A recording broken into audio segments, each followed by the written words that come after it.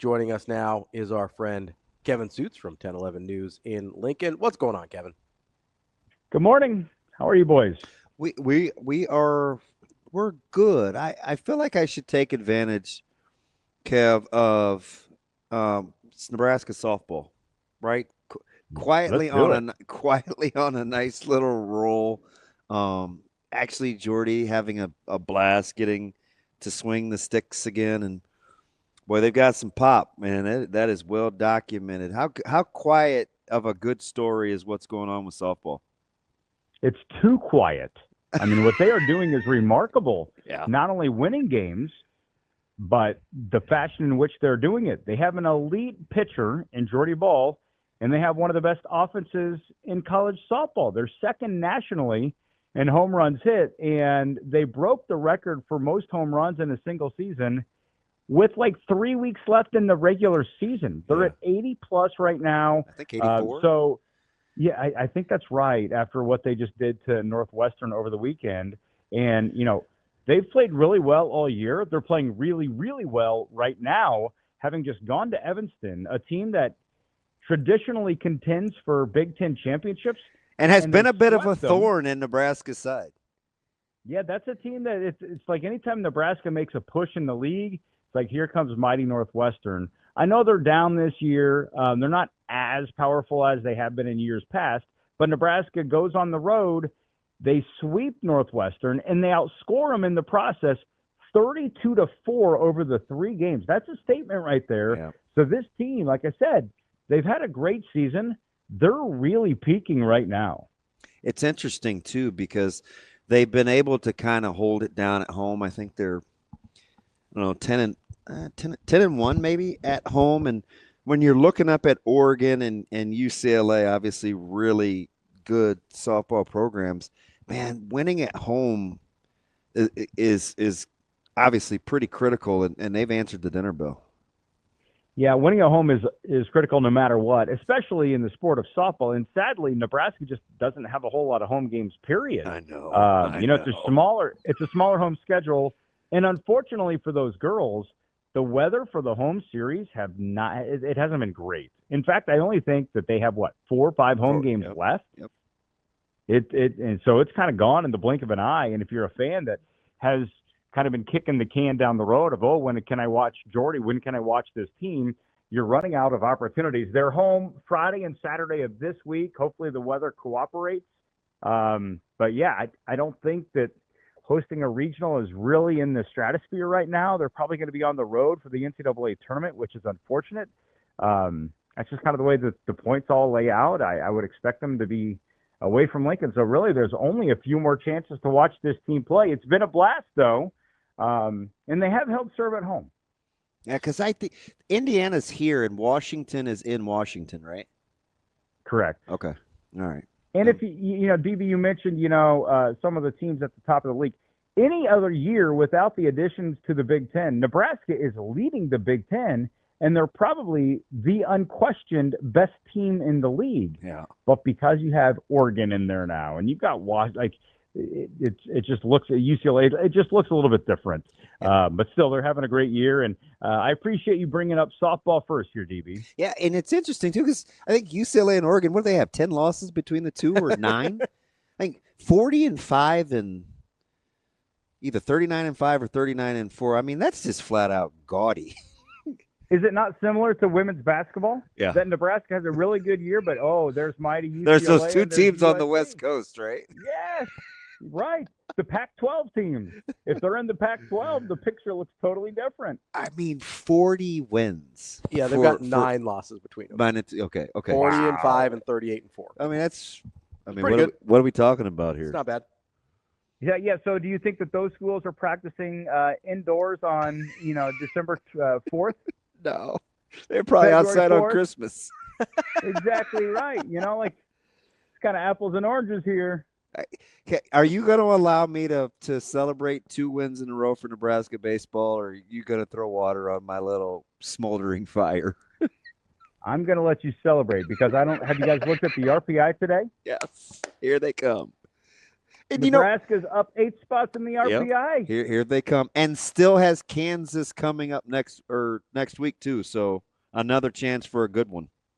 We've talked about this before. Kansas and Kansas State, both top 40 RPI teams right now. These midweek games, massively important for Nebraska for what they want to do long term in the season. But yeah, if we rewind and look at a Sunday win at Iowa and a road win at Creighton on Tuesday, go for it. I mean, you can spin it however you want. You can throw the water and say whatever on those games. Look at the overall record. Nebraska's still under 500. You can also look at it like, hey, there's a border school you just beat, and there's an in-state rival you just beat.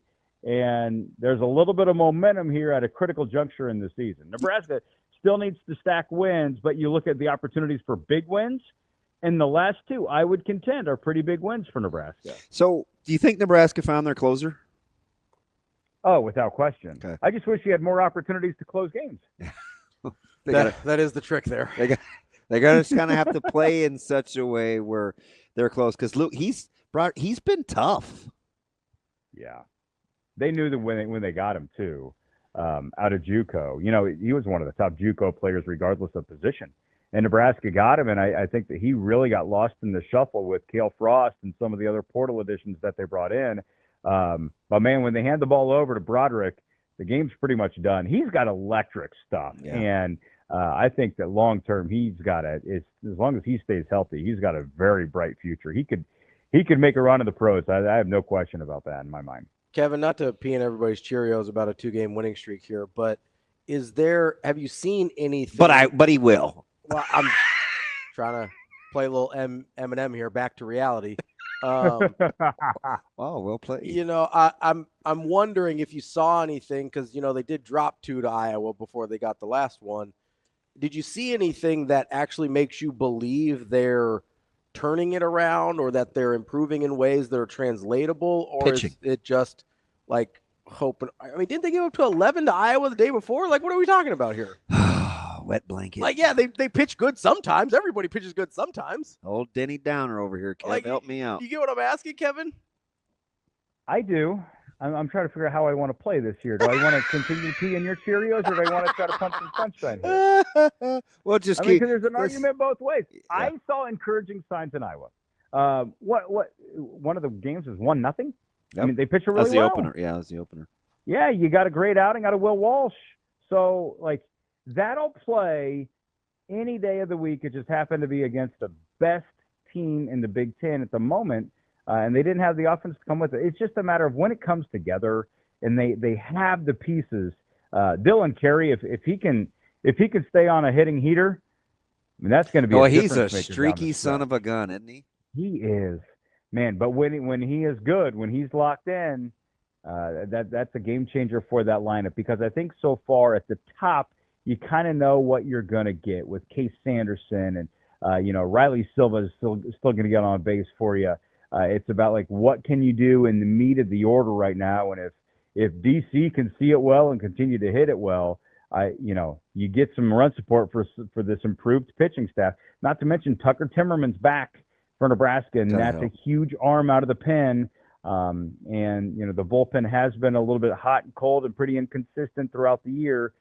Just getting one guy back that's a bulldog on the mound, and my goodness.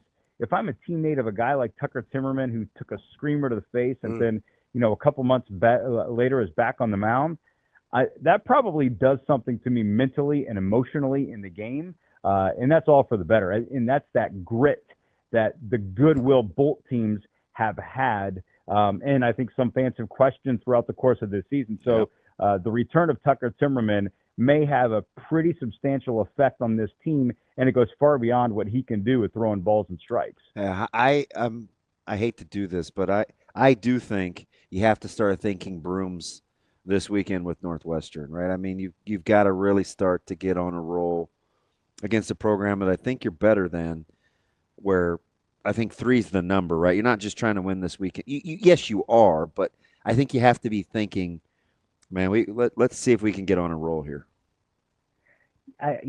Three. Of course, you want 3. I think you're still fine if you get 2. If you lose the series, then here, look out for the tailspin, right? Yeah. But But if you're looking for the number, I don't know that you have to set your eyes at 3, but you in the back of your mind, it's attainable because these two teams are pretty similar, guys. Nebraska is behind Northwestern in the league by 2 games. Yep. However, Nebraska's played a tougher schedule, and overall record, again, Wildcat schedule not as difficult as Nebraska. They're almost identical. Both teams right around 500, just a smidge below. So asking for a sweep out of that might be a little bit of a tough ask, but it's possible. I think just get 2 of 3, continue to try to climb a little bit, and they just need to get themselves within the next couple of weeks in a spot where they are in the Big Ten tournament field, so hopefully they can breathe a little bit easier down the stretch. I don't know that this team's DNA, if their backs are up against the wall, I just don't know how they're going to handle that.